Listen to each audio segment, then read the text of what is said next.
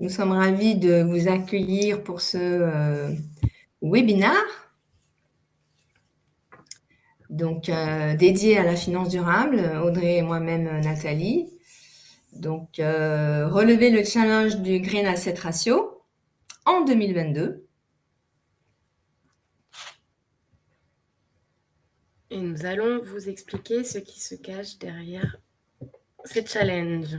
On va peut-être laisser quelques minutes pour que tous les participants aient le temps de se connecter. Et puis ensuite, on va vous reprendre pour nous présenter et commencer ce webinaire.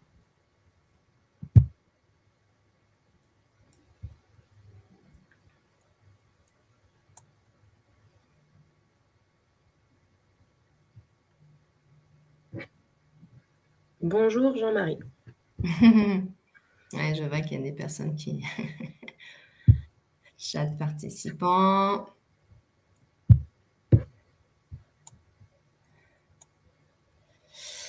Bonjour à tous. Nous accueillons au fur et à mesure les personnes qui se connectent.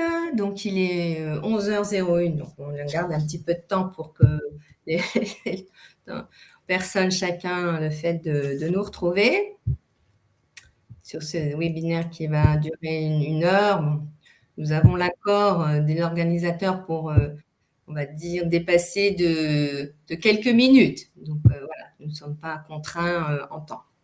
C'est un sujet très, très passionnant, assez complexe. Donc, voilà, il est important nous sommes là pour vous présenter de manière simple, voilà, les enjeux qui sont derrière ces simples indicateurs.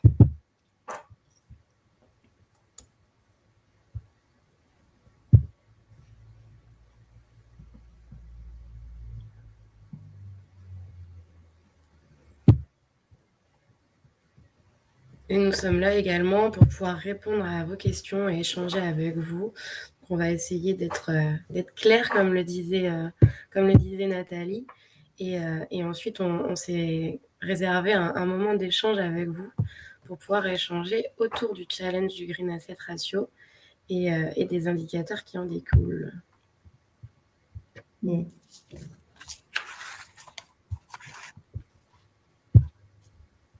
En tout cas, merci à tous d'être présents.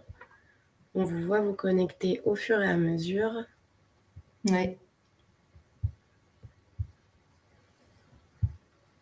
Il y a beaucoup d'inscrits, donc voilà, donc je sais que la file d'attente va être longue. Et nous sommes ravis que ce sujet vous intéresse.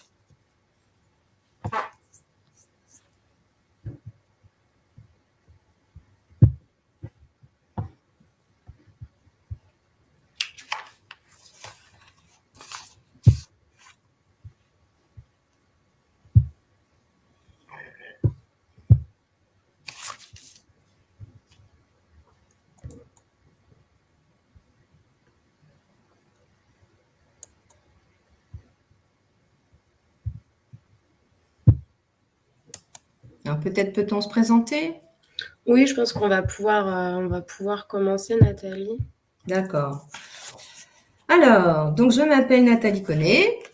Je suis au sein de CGI depuis 5 ans maintenant. Donc j'interviens en tant que consultante, experte en réglementation bancaire, de gestion des risques et climat, pour le compte de direction risque, conformité et informatique. Donc, en complément, si vous voulez, d'un master dans les nouvelles technologies de l'information. Depuis 2012, donc, je suis effectivement certifiée ISO 26000. Donc, c'est comment mettre en œuvre la RSE au sein d'une entreprise. Également, des reportings extra-financiers par un organisme COFRAC et certificateur. Et donc, c'est à ce titre que donc, je porte l'offre finance durable au sein de CGI. Merci Nathalie, bonjour à tous. Je suis Audrey Pinault, donc je suis directrice Business Consulting dans les équipes de CGI Business Consulting dédiées aux banques et aux assurances. Et je suis également responsable de tout ce qui va tourner autour des sujets de finances durables, notamment les contraintes réglementaires et la gestion des risques qui y sont liés. Et c'est dans ce cadre-là que nous intervenons aujourd'hui avec Nathalie pour se compléter dans notre approche du Green Asset Ratio. Donc tout d'abord, pour ceux qui n'auraient pas la chance de nous connaître, une très rapide présentation de CGI. CGI, c'est l'une des rares entreprises qui possède l'envergure, la portée et les capacités pour répondre aux besoins des clients en matière de transformation numérique. Nous offrons des services conseils complets et novateurs en TI et en management grâce à un modèle d'affaires axé sur la proximité avec les clients. Et nous travaillons de concert avec nos clients pour mettre à profit nos capacités mondiales afin de définir, élaborer, mettre en œuvre et exécuter les stratégies et solutions requises pour satisfaire aux attentes des consommateurs et des citoyens. On tire parti de notre présence mondiale grâce à nos 400 bureaux qui sont répartis dans les 40 pays que vous voyez sur la carte et qui regroupent 80 000 membres. La majorité sont d'ailleurs des actionnaires de CGI et ces professionnels agissent à titre de partenaires de confiance pour plus de 5500 clients à l'échelle mondiale. Fort de plus de 4 décennies de croissance maintenant, nous offrons une expertise spécialisée dans 21 secteurs d'activité et bonifions notre offre de services grâce à un portefeuille de solutions fondé sur la propriété intellectuelle. Une très brève présentation de CGI et c'est fort de cette organisation et de nos experts que nous sommes en capacité d'aborder votre transformation digitale de bout en bout à travers les 4 métiers qui constituent notre groupe. Donc le premier, le business consulting, qui nous permet de répondre à vos besoins en conseil en stratégie opérationnelle, en conseil en transformation et en innovation, ou encore en expertise sectorielle et IT, grâce au cabinet CGI Business Consulting que j'ai le plaisir de représenter aujourd'hui. Mais ces métiers nous permettent également de vous accompagner avec des business solutions sectorielles, fonctionnelles et technologiques, ou encore dans l'intégration de systèmes à travers le développement applicatif, l'intégration, le pilotage de projets, ou les managed IT services avec de la maintenance applicative, des services d'infrastructure, de l'IT outsourcing et des business process outsourcing. Donc, pour en venir à ce qui nous réunit aujourd'hui, le Green Asset Ratio, nous allons vous redonner quelques éléments de contexte et de définition pour les moins avertis d'entre vous avant de rentrer dans le détail des challenges. Donc, le Green Asset Ratio, qu'est-ce que c'est ? Il faut reprendre au niveau du contexte depuis le déploiement de la NFRD.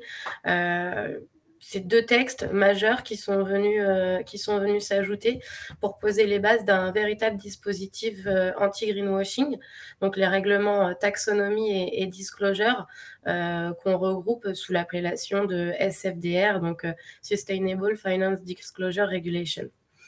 Le règlement taxonomie, qu'est-ce que c'est ? C'est un référentiel de classement des activités économiques en fonction de leur durabilité. Donc, cette notion de durabilité est très importante puisque c'est elle qui va être la pierre angulaire de toutes les réglementations et des explications qui vont suivre. Et la taxonomie, c'est un texte qui vise à orienter les flux de capitaux vers des activités qui contribuent à la lutte contre le dérèglement climatique et à la réalisation de l'accord de Paris. Donc, ça touche toutes les entreprises qui vont être obligées d'indiquer la part de leur chiffre d'affaires ou de leurs produits financiers qui sont éligibles ou non et alignés ou non avec la taxonomie. Donc, il y a 4 objectifs principaux à la taxonomie. C'est de créer un système de classification des activités durables, toujours cette notion de durabilité, de s'exprimer avec un langage commun en pourcentage d'alignement avec cette taxonomie, de créer plus de transparence et de rediriger les flux financiers européens vers des activités plus durables. Donc, comment fonctionne cette taxonomie ? Elle elle se définit par rapport à 6 objectifs environnementaux que je vais vous présenter juste après. Et ce qui est très important, c'est que la notion de durabilité s'applique aux activités lorsqu'elles contribuent substantiellement à l'un des 6 objectifs environnementaux, sans causer de préjudice important à l'un des 5 autres objectifs. Donc, c'est les notions sur lesquelles on va s'appuyer pour ensuite pouvoir décrire plus en détail le Green Asset Ratio. En effet, c'est une spécificité au niveau des établissements financiers. Pour répondre aux exigences de ce règlement européen qu'est la taxonomie, les institutions financières doivent publier chaque année des KPI spécifiques qui permettent de mesurer leur activité commerciale respectueuse du climat. Donc, en septembre 2020, la Commission européenne a sollicité l'avis des 3 autorités européennes de supervision, donc, qui sont regroupées sous le sigle ESA, que sont l'EBA pour l'autorité bancaire, l'EIOPA pour les assurances et l'ISMA pour les instruments et les titres financiers. Donc, on va aujourd'hui se focaliser, se concentrer sur le Green Asset Ratio qui est soutenu par d'autres KPI et qui fait partie de la recommandation de l'EBA à la Commission européenne pour l'application donc, de la taxonomie dans le cadre des méthodologies relatives à la divulgation des actifs durables dans le cadre de la NFRD.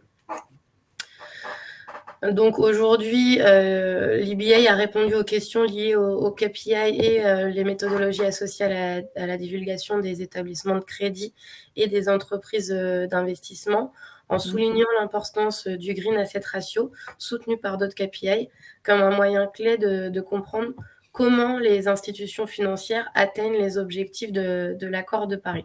Donc c'est un contexte très global et très succinct sur lequel on sera ravis de répondre à vos questions si vous en avez.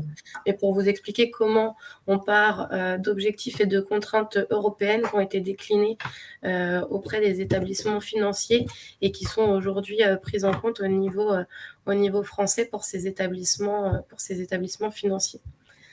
Si on passe ensuite plus spécifiquement sur le Green Asset Ratio, donc le Green Asset Ratio, ça se définit, c'est comme la part en fait des actifs de l'établissement de crédit qui sont investis dans des activités économiques vertes, donc qui répondent aux critères de durabilité par rapport au total des actifs qui peuvent être éligibles. Donc, c'est beaucoup de notions et de paramètres à prendre en compte, le périmètre, les instruments, les contreparties, la localisation des activités, par exemple.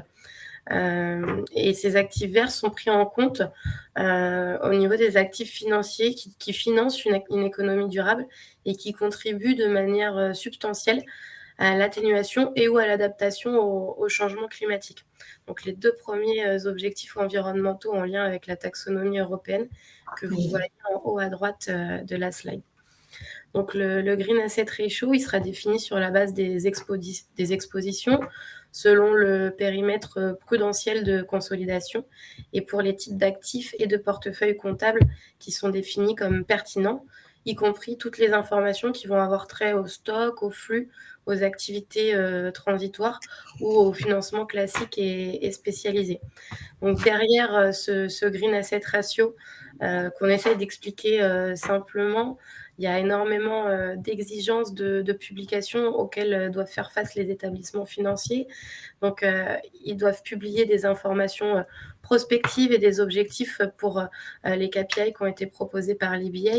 Ils doivent également publier un Green Asset Ratio agrégé pour le total des actifs éligibles de leur bilan, la ventilation par objectif environnemental, y compris l'atténuation et l'adaptation au changement climatique, mais également, dans un second temps, les autres objectifs environnementaux.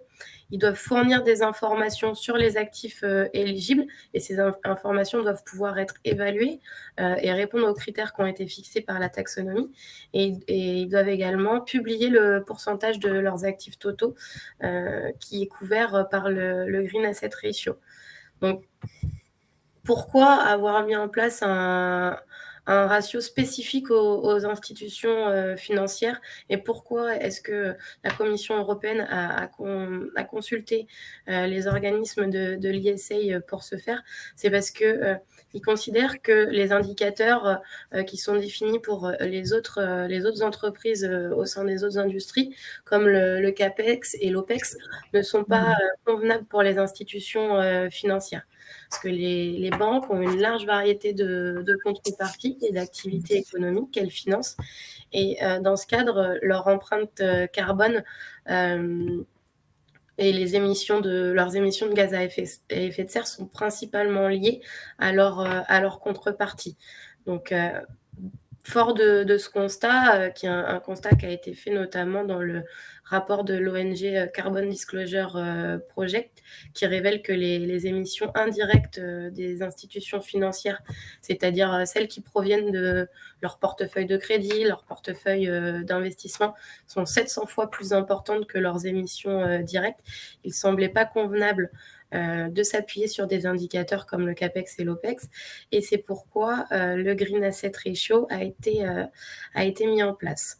Donc, pour pouvoir mettre en place ce Green Asset Ratio dès l'année 2022, mais faire tout de même face au problème d'indisponibilité de la donnée, les autorités européennes ont introduit un autre concept en tant qu'outil de transition, qui est le concept d'éligibilité, en attendant l'alignement des actifs avec la taxonomie, pour que les acteurs puissent tout de même publier leur éligibilité dès le mois de janvier 2022.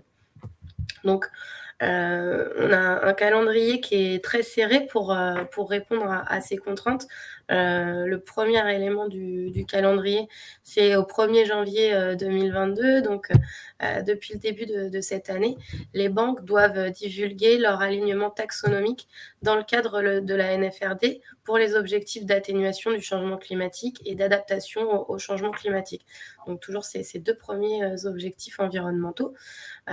Pour les autres objectifs que sont l'utilisation durable de l'eau et des ressources marines, tout ce qui va avoir trait à l'économie circulaire, au recyclage des déchets, la prévention, la réduction de la pollution et la prévention et la restauration de la biodiversité et des écosystèmes, il faudra qu'ils soient pris en compte au 1er janvier 2023. Donc une première étape avec les deux premiers objectifs dès cette année 2022 et une seconde étape en 2023 pour intégrer les 6 objectifs environnementaux liés à la taxonomie européenne.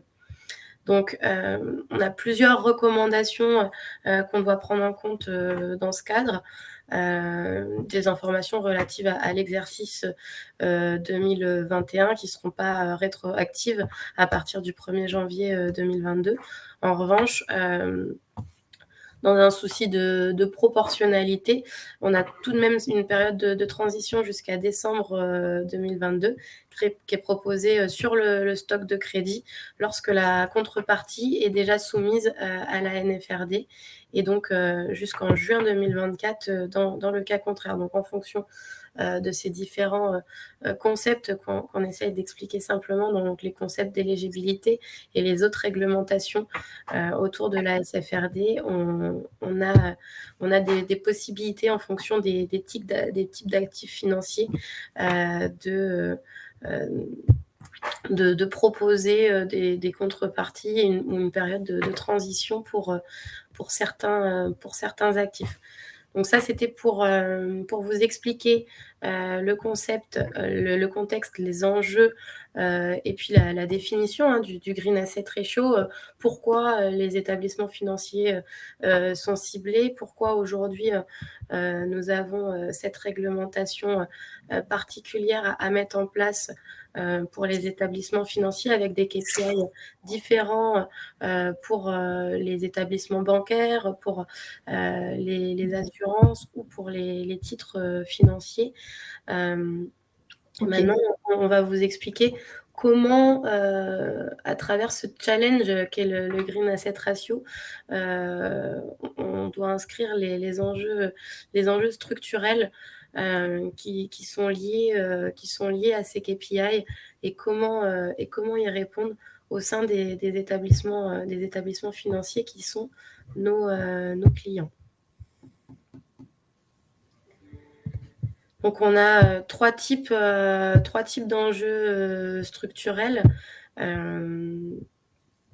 En effet, les banques ont une large variété de contreparties et d'activités économiques qu'elles financent. Donc, ce que je vous disais tout à l'heure par rapport au scope 3 des émissions. Et pour pouvoir relever ce challenge du Green Asset Ratio dès 2022 et être conforme aux réglementations européennes et françaises, la première chose à faire, c'est bien sûr d'étudier les évolutions réglementaires, de savoir comment se conformer, comment votre organisation est actuellement conforme, quel est votre existant. Pour pouvoir répondre au Green Asset Ratio. On a, une fois que cette première phase est mise en place, énormément d'enjeux autour de la gestion des risques dans la mise en place de l'organisation à tout niveau, puisque ça touche jusqu'au conseiller de clientèle bancaire. Donc, tous les métiers des établissements financiers sont touchés. Et on a également un très gros enjeu autour de la stratégie qui va être liée à la donnée pour pouvoir mettre en qualité ces données et les avoir accessibles dans les reportings qui sont demandés dans le cadre du Green Asset Ratio. À date, avant la mise en place du Green Asset Ratio, donc en 2021, l'autorité bancaire européenne estime que les actifs qui sont classifiés durables au sein des établissements financiers sont seulement de 7,9%. Et ces faibles chiffres de conformité à la taxonomie qui ne sont pas encore considérés comme une mesure réaliste de la performance environnementale, puisque les banques n'ont pas encore toutes les informations requises pour leur permettre d'identifier les actifs de leur bilan qui sont conformes à la taxonomie. Et c'est ce qu'on se propose de mettre en place à travers la réponse aux trois enjeux. Donc, le premier, pour rentrer un peu plus dans le détail du premier enjeu auquel nous faisons face, c'est donc la mise en place d'un socle de conformité cohérent avec les nouvelles exigences réglementaires. Donc, il y a bien sûr le respect de la feuille de route réglementaire avec le calendrier que je viens de vous expliquer succinctement, donc qui est un challenge dès le mois de janvier 2022 pour tenir compte de la classification des actifs. Il faut bien sûr vérifier et s'assurer de la mise en conformité avec les objectifs européens qui sont déclinés en contraintes sur le territoire français, donc des contraintes réglementaires qui nécessitent de connaître, d'avoir un œil avisé sur l'existant actuel, et puis qui permettent de définir un plan d'action à mettre en œuvre pour parvenir à atteindre la cible de conformité des exigences réglementaires par rapport à l'existant et à l'actuel au sein des établissements financiers. Une fois que cet enjeu-là est, disons, maîtrisé, analysé et donc, on a un plan d'action fiable pour parvenir avec efficacité à notre cible. Le deuxième enjeu très important, ça va être, après la mise en œuvre réaliste de ce plan d'action, donc autour de la gestion des risques, c'est comment intégrer des enjeux de durabilité dans le dispositif de gestion des risques.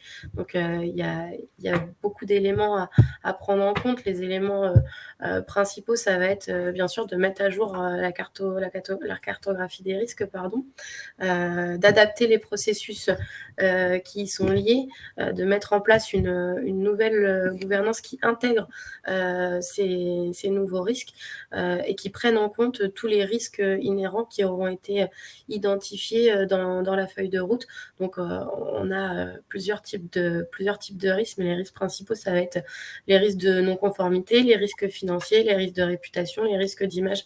Donc, ça va toucher vraiment les établissements financiers dans leur ensemble, et la mise en place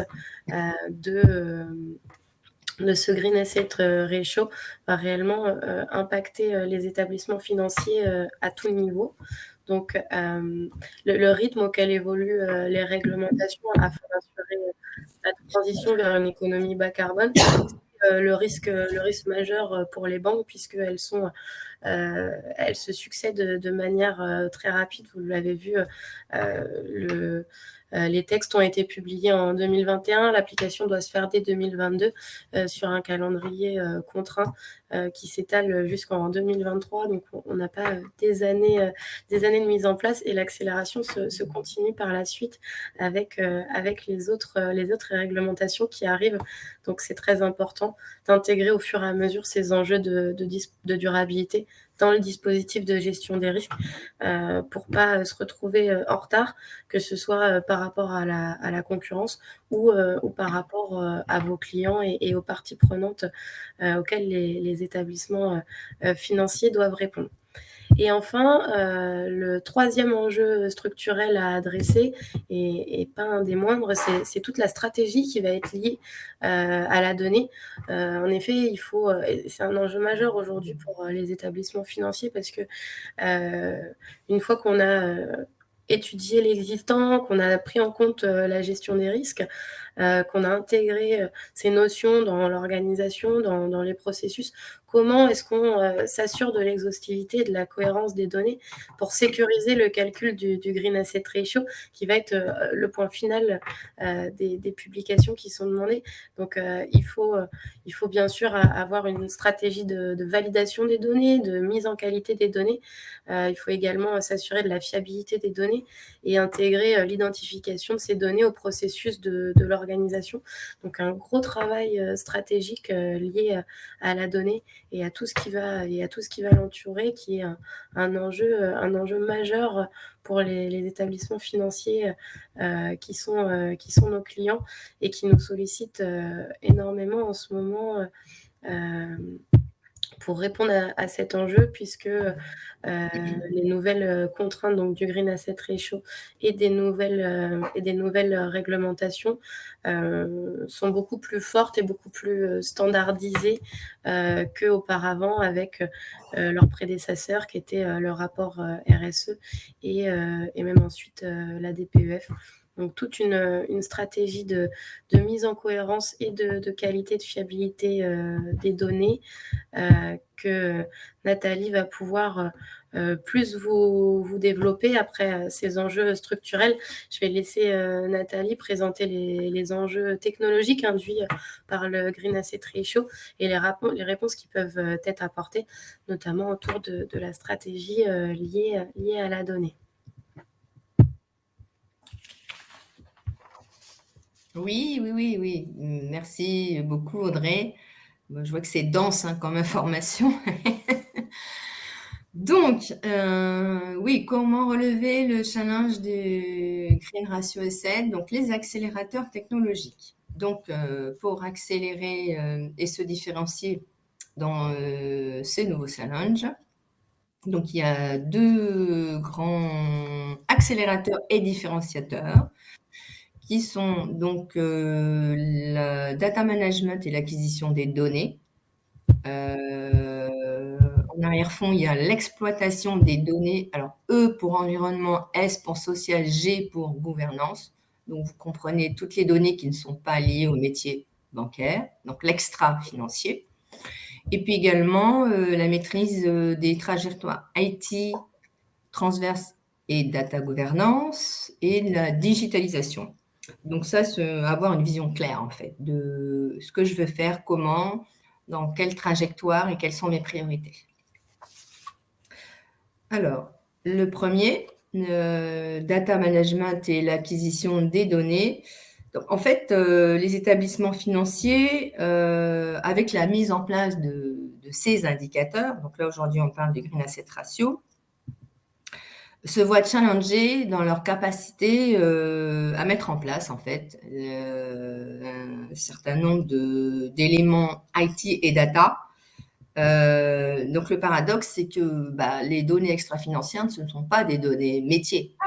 Concrètement, les banques assurance, détail, investissement ou gestion de manager, l'extra-financier, ils ne connaissent pas.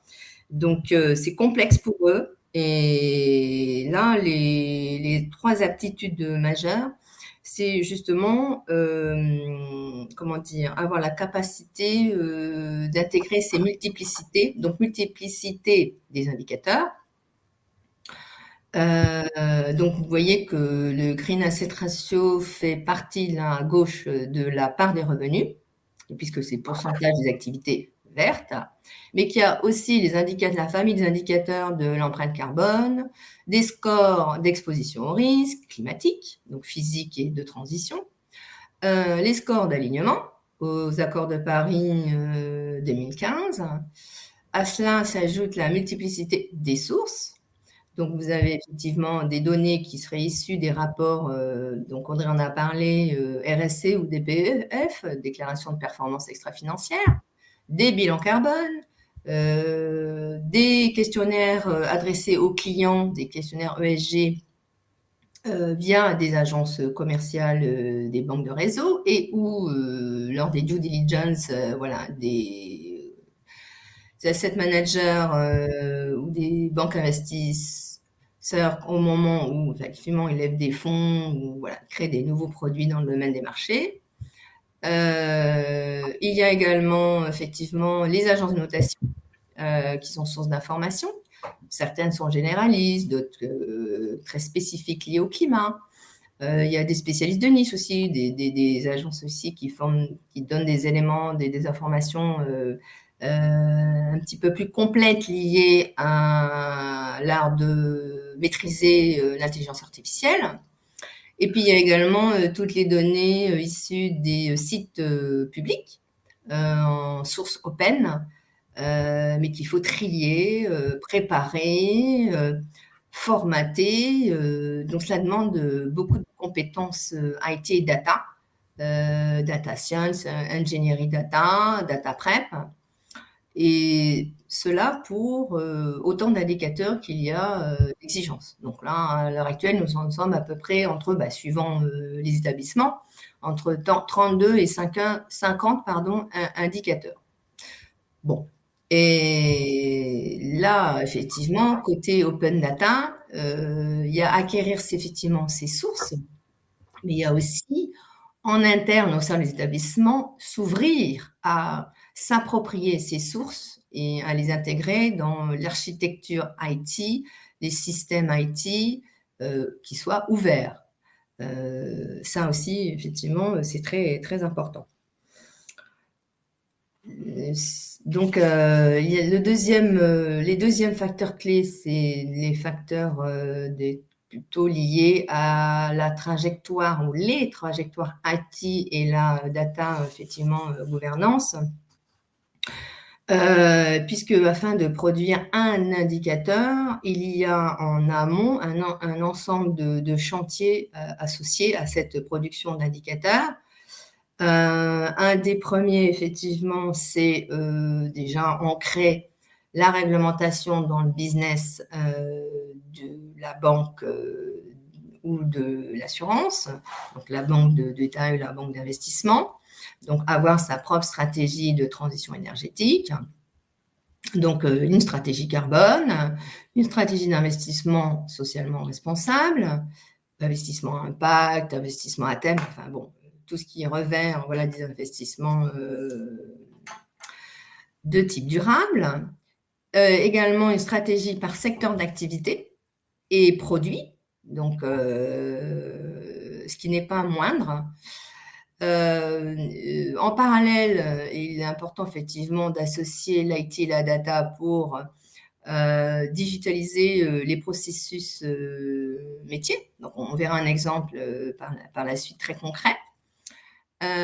Pouvoir instruire effectivement également le sujet de la capitalisation des données extra-financières, donc construire un capital data, donc un data lab, acquérir ou développer une plateforme de gestion ESG, industrialiser le reporting Et là, au titre de Green Asset Ratio pour 2022, il me semble que c'est sur l'exercice 2021, Audrey, hein, qu'il est, je dirais, effectivement exigé. Exactement, oui. Voilà, donc encore une pression supplémentaire en termes de timing. Vous voyez, là, j'ai mis un time to market à 1 an. Puisque bon, on a un délai de l'année 2022 pour pouvoir commencer à produire un green asset ratio qui sera ce qui sera, hein, avec les moyens entre guillemets du bord, mais ce n'est que, je dirais, un pied à l'étrier pour démarrer les 10 années futures de chantier ouvert sur les sujets effectivement des informations extra-financières, puisque vous savez qu'il y a également après peut-être une taxonomie sociale, peut-être une taxonomie sur la biodiversité. Bon, donc effectivement, je pense que les établissements, je dirais, ne seront pas en mal de projets sur ces sujets. Donc, il y a également définir les socles de conformité, donc par ligne métier, par effectivement secteur d'activité, par produit, donc crédit, financement projet, financement spécifique, investissement. Et puis consolider, il y a une phase aussi évidemment de consolidation, puisqu'il y a un pilotage groupe lorsqu'il y a une multitude de filiales avec des métiers différents, qui est, je dirais, demandé. Et effectivement, en fin d'année, donc en début 2023, là en plus, la difficulté, c'est qu'il faudra comparer avec l'exercice, je dirais, 2021. Et bien entendu, tous les documents de communication divulgués donneront au grand public et au marché concurrentiel la manne pour comparer les différents indicateurs entre établissements. Donc là, effectivement, je pense qu'Audrey t'en a parlé, il y a un risque d'image et de réputation très, très, très fort sur la production de ces, je dirais, indicateurs. Voilà ce que je dirais sur ces points. Après, donc, comme exemple précis pour illustrer nos propos, je vous propose effectivement, en termes de levier IT et de data, la mise en place donc de l'identification de la part d'actifs verts sur la ligne, le parcours client, donc digitalisation du parcours client et la ligne métier. Alors, je proposais la banque de détail sur le client de type retail et pro. Donc, ça, c'est un premier effet de levier. Donc, vous voyez, un accès, tout le monde maintenant, tous les parcours maintenant sont accessibles via Internet, avec du onboarding sur Internet, quel que soit l'outil utilisé. Et derrière cela, il y a également la construction d'un dataset de données, ESG, parce que qui dit activité verte, dit, en tout cas pour les produits de prêt automobile accordés et ou de crédit immobilier, il y a effectivement un manque d'informations exigibles par la taxonomie. Donc là, on le voit, mettons, pour le prêt automobile, le destinataire du crédit maintenant est une donnée qu'il doit être, je dirais, présent dans le SI. C'est rarement le cas actuellement. Il n'y a pas de complétude dans les systèmes d'information au regard de ces données. Et pour être éligible à la taxonomie, il y a un critère de contribution CO2, tonne équivalent CO2, inférieur à 50 grammes du kilomètre pour un automobile. À ce moment-là, l'automobile sera déclarée verte et pourra intégrer l'activité verte de la ligne métier banque crédit auto. Sinon, elle sera un véhicule de type fossile, donc classique carburant, et ou via hybride. Pour les crédits immobiliers, donc l'acquisition d'une nouvelle maison, déjà, il faut justifier que les fonds vont bien allouer à cette maison, localiser la maison dans le secteur dans lequel elle se situe, et cette maison et le financement de cette maison sera topé vert si, je dirais, il y a 10% de moins que alors, la Nearly Zero Energy Building, en fait, c'est la consommation énergétique nette nulle. Donc, en fait, en clair, il faut que votre nouvel établissement ne consomme pas d'énergie fossile ou au moins soit une énergie équilibrée entre fossiles et verts. Et en plus, avec une pièce justificative, une déclaration de performance énergétique, vous savez que maintenant, les niveaux ont changé. Un BC, c'est formidable. Au-delà, mieux vaut pas acheter. Vous n'aurez actuellement pas de toute façon d'établissement, de nouvelles maisons à vendre avec, je dirais, du G. Des nouvelles maisons. Anciennes, oui, mais pas nouvelles. Et donc, la troisième ligne, effectivement, de produits, c'est les produits qui financent les rénovations énergétiques, on en vient. Et là, effectivement, en termes d'information, il faudrait une pièce d'identification du bien et la justification de l'impact carbone et le fameux DPE. Et si vous avez un DPE-AE, il me semble que votre maison sera dépréciée et de fait, en termes de valeur d'acquisition, déjà ne rentrera pas dans un actif vert, et vous aurez effectivement moins en proposition financière pour, je dirais, acquérir cette maison. Et là, vous avez besoin de l'adresse, de la localisation du bien, du destinataire du crédit aussi, et pour être conforme à la taxonomie, et un critère de contribution à effectivement la rénovation, ce qui veut dire que vous avez une efficacité énergétique moins de 30%. Voilà, donc quand on parle de complétude d'informations nécessaires pour les critères d'éligibilité, cela laisse un champ, je dirais, très très important aux professionnels de la gouvernance data et de l'ingénierie data. Donc, vous devez formaliser donc une base de référentiels de données par ligne d'activité. Donc là, ça serait par ligne et produit. Effectivement, un socle de conformité donc nécessaire, donc des jeux de données conformes qui rentrent dans le cadre du calcul du Green Asset Ratio.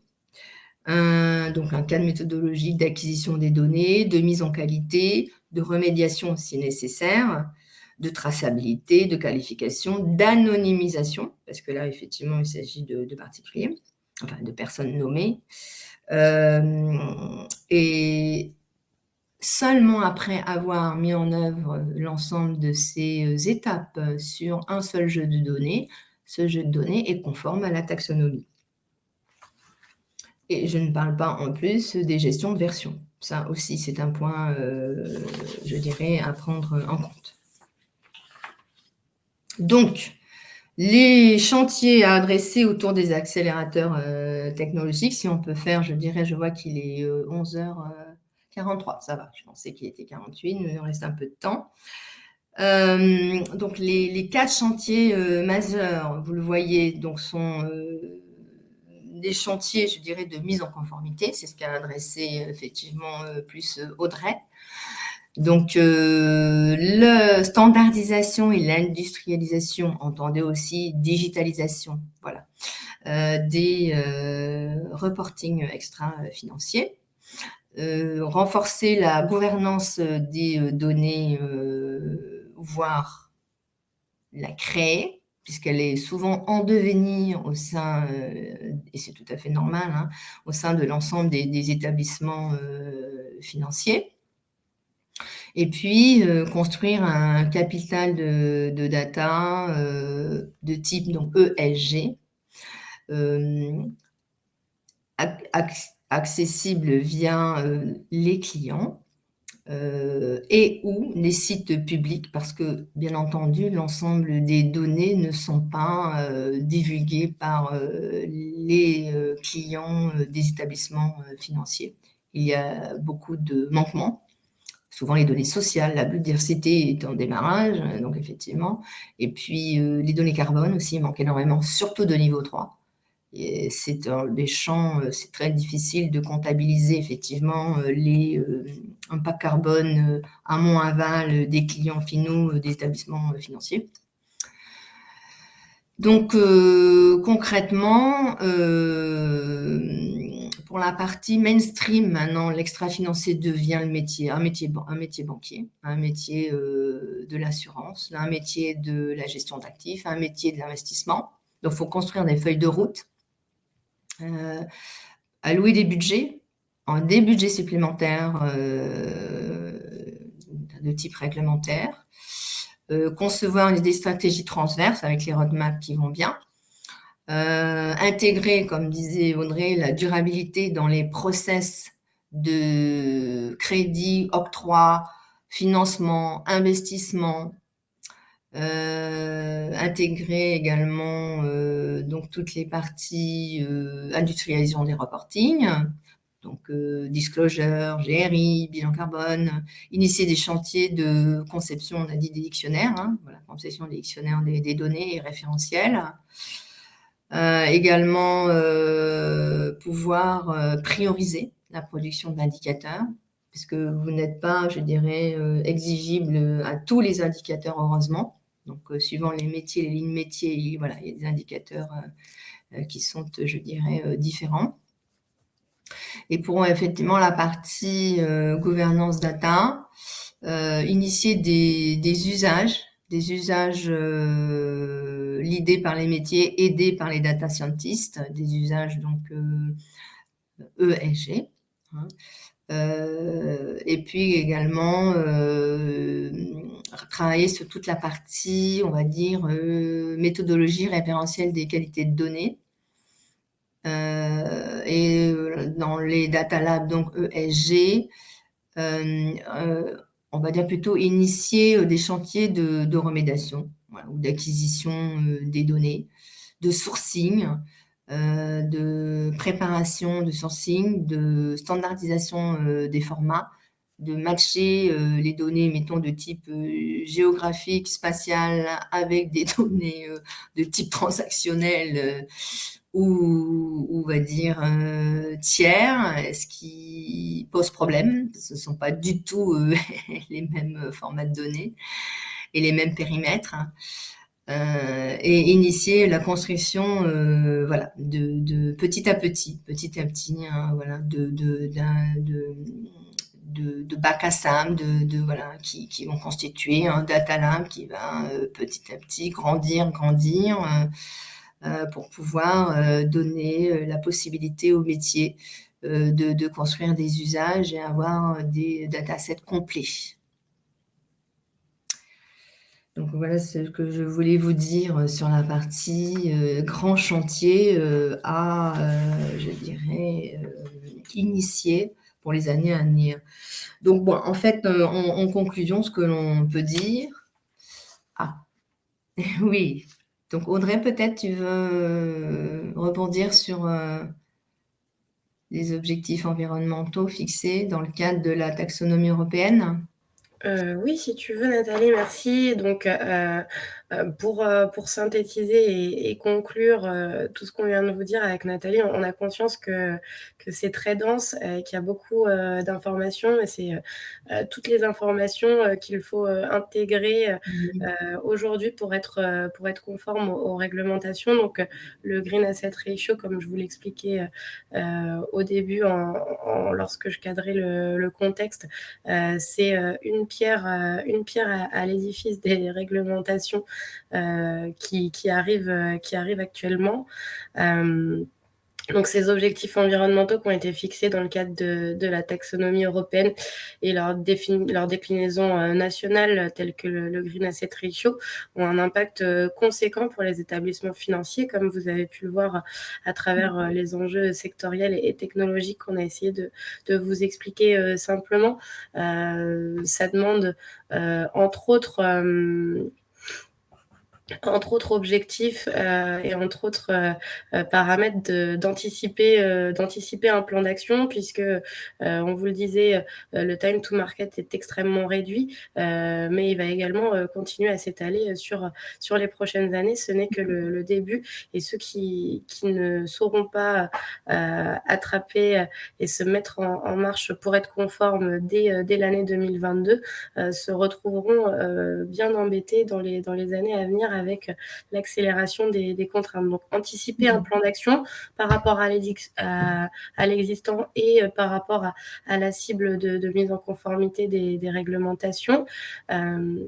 Adapter, modifier, changer l'organisation et les process en lien avec ce plan d'action à tout niveau, au niveau de la gouvernance, de la gestion des risques, de l'organisation et de la stratégie liée aux données, avec les accélérateurs technologiques très complets que Nathalie vient de vous décrire.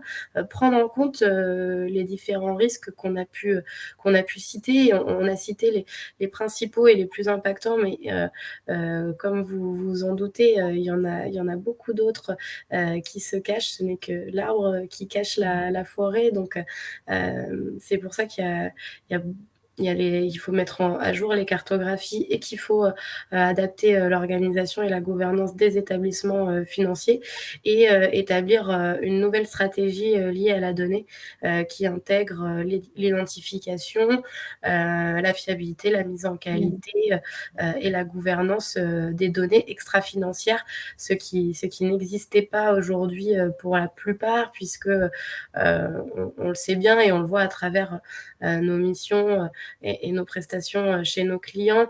La DPEF ou le rapport RSE précédemment était beaucoup moins contraignant, beaucoup moins standardisé, permettait de faire des allégations sans normes réelles. Les chiffrages étaient différents d'un établissement à l'autre, la comparabilité n'était pas possible, et c'est pour ça que la taxonomie européenne a été mise en vigueur et se décline à travers des KPI stricts et normés pour les établissements financiers. Donc, il y a réellement une nouvelle stratégie liée à la donnée à définir.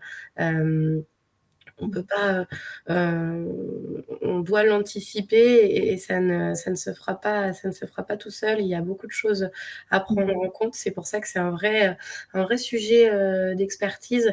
Avec Nathalie, on suit de très près toutes les réglementations qui sortent pour toujours rester conforme, savoir benchmarker les établissements financiers entre les autres, savoir qui est en avance, qui est conforme, et puis bien sûr, le plus important pour nous, répondre aux besoins de nos clients, de s'aligner et d'être conforme à ces réglementations. Donc, les 4 principaux impacts, je le redis, mais c'est très important: anticiper un plan d'action, changer l'organisation et les process dans le cadre de ce plan d'action, prendre en compte tous les risques qui vont être inhérents à cette réglementation. Et là, on a évoqué le Green SA Ratio, mais vous avez bien compris qu'il se déclinait sous des KPI très normés pour tous les types d'établissements, et qu'ils étaient d'autant plus stricts et standardisés pour les établissements financiers,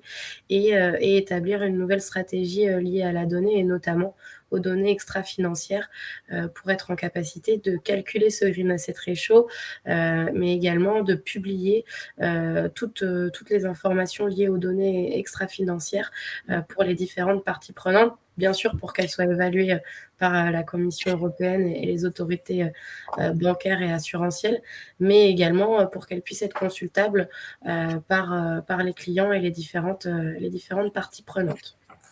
Donc, de grands chantiers à venir, comme tu nous disais. Donc, je vois que là, il est 53. Donc, peut-être il y a des questions parmi les personnes qui nous écoutent. Et je crois qu'on a eu quelques questions dans le chat.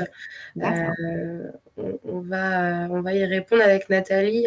Pendant qu'on y répond, n'hésitez pas à en poser d'autres. On sera ravis de pouvoir y répondre avec nos connaissances et de pouvoir vous éclairer si certaines choses que nous avions pu dire n'étaient pas claires. Donc la première question, si tu veux bien Nathalie, je pense que je vais pouvoir y répondre. Je vois qu'il y a une question de Fatma qui dit: on constate que les nouvelles réglementations liées aux enjeux ESG sont de plus en plus contraignantes. Y a-t-il une réelle accélération des établissements financiers pour se mettre en conformité? Donc oui, effectivement, c'est ce qu'on a voulu faire ressortir aujourd'hui. Les nouvelles réglementations liées aux enjeux ESG sont de plus en plus contraignantes, de plus en plus nombreuses et s'accélèrent dans le temps. Donc, c'est vrai qu'avec le Green Asset Ratio en 2022, on sent une vraie accélération de la prise en compte de ces enjeux par les établissements financiers. On est de plus en plus sollicité.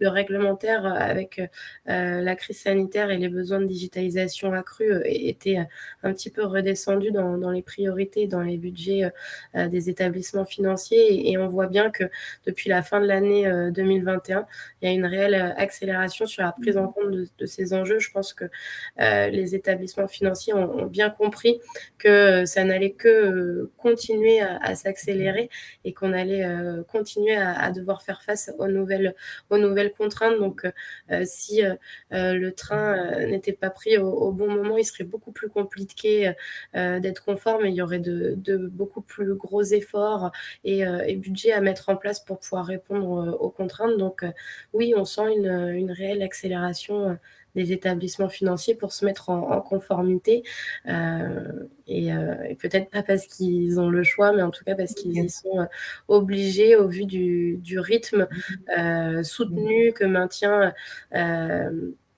la Banque centrale européenne et les autorités de supervision sur ces sujets, et notamment avec l'objectif de fonds qui est toujours là, qu'on vous cite depuis le début, c'est de répondre aux objectifs de l'accord de Paris. Donc des objectifs très vastes et qui se déclinent par tous les chantiers qu'on vient de vous expliquer.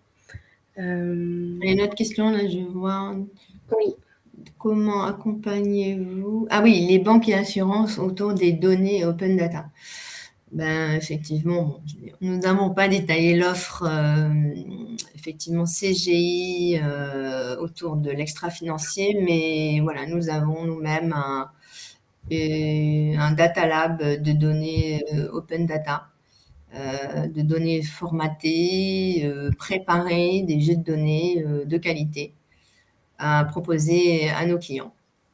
Nous travaillons d'ailleurs en partenariat aussi avec une école d'ingénieurs qui s'appelle l'EFRAY sur ces sujets-là, sachant que le data sourcing, data prep étant un sujet crucial pour la complétude des données.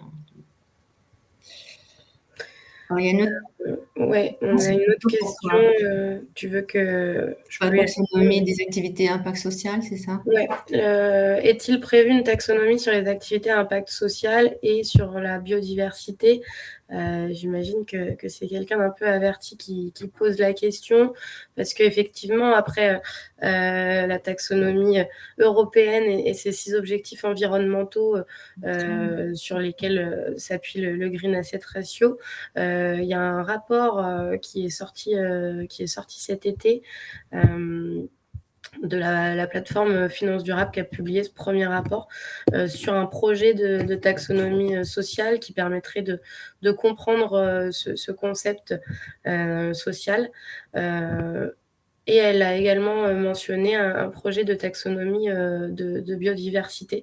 Donc pour l'instant, ils n'ont pas encore mentionné de date d'entrée en vigueur, mais on a bien compris que c'était la suite de la taxonomie environnementale, et ça fait sens puisque aujourd'hui les critères extra-financiers sont définis comme les critères ESG, environnementaux, sociaux et de gouvernance.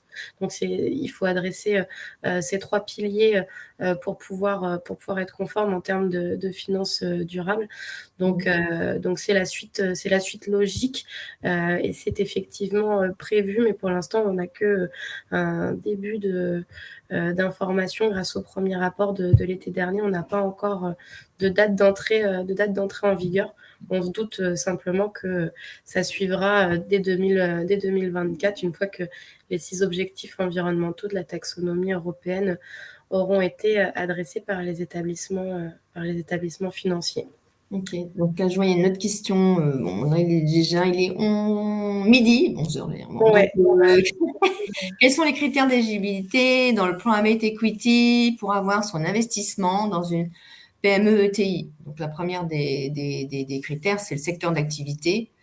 Voilà, le domaine d'innovation prôné par la PME et l'ETI. Alors, sachant que, avant tout, pour pouvoir calculer le GAR, c'est voilà, savoir la part des investissements auprès de ce type d'entreprise, quel secteur d'activité, et décliner toutes les exigences taxonomiques liées à ce secteur d'activité. Parce que là, il y a 700 pages dans la taxonomie européenne, donc je n'ai pas le détail précis. Voilà. Mais avant tout, c'est cela. Quels sont les apports spécifiques de CGI dans la mise en place du respect des objectifs du Green Asset Ratio? Les apports spécifiques, c'est dans le domaine du conseil réglementaire, organisationnel et stratégique, c'est paralléliser les chantiers. Donc là, c'est plutôt le domaine d'Audrey. Être sûr d'avoir une vision claire. Et puis également, parce que vous l'avez bien compris, la taxonomie est européenne. Donc, les entreprises hors sol européen ne sont pas concernées, mais il y a des entreprises les capitaux français ou de type française qui sont à l'étranger, elles sont concernées. Donc, voilà, donc c'est classifier les actifs par pays, par zone, par ligne métier, par produit, et voilà, et avoir des chantiers qui organisent et différencient les clients finaux qui sont assujettis au respect de la NFRD, Non-Financial Reporting, et ceux qui ne le sont pas. Donc, voilà comment on peut vous aider. Et puis, au travers, effectivement, du conseil IT, de la mise en œuvre de ces chantiers. Et vous l'avez compris, de nos offres Data Lab ESG et plateforme. Voilà. Ouais, effectivement, juste pour compléter ce que vient de dire Nathalie, c'est nos principaux apports, ça va être notre expertise, notre capacité à benchmarker entre les différents établissements financiers et puis notre bonne connaissance du calendrier et des événements auxquels il faut se conformer. Et bien sûr, le Data Lab et la prise en compte au niveau IT des accélérateurs technologiques qui sont également notre force et notre valeur ajoutée au sein du groupe, comme on vous le présentait au tout début, en introduction. Merci à tous pour toutes ces questions. On peut déborder d'1 ou 2 minutes si vous en avez d'autres. Mais en attendant, merci beaucoup de vous être connectés, de nous avoir écoutés. On espère que ça a été clair pour vous et que vous avez apprécié cette présentation. Nous, on a été ravis en tout cas de pouvoir vous montrer notre complétude sur ce sujet qui nous tient à cœur. L'expertise finance durable avec Nathalie, ça fait des années qu'on travaille ensemble sur le sujet de par nos expériences, nos profils et nos missions. Donc, c'était un plaisir de pouvoir partager avec vous sur ces sujets, sur les challenges autour du Green Asset Ratio et nous restons bien sûr à votre disposition, même hors ligne Webikeo. N'hésitez pas à nous contacter sur nos réseaux sociaux, nos adresses mail. Nous sommes disponibles sur LinkedIn notamment. Si vous voulez en savoir plus ou creuser ce sujet et la manière dont on pourrait le mettre en place auprès de votre établissement financier. Oui, et vous pourriez télécharger le support également, qui est plein d'informations pertinentes, j'espère, pour vous. Merci beaucoup à tous. On vous souhaite une excellente journée et merci de vous être connectés. Merci, au revoir. Merci, bonne journée.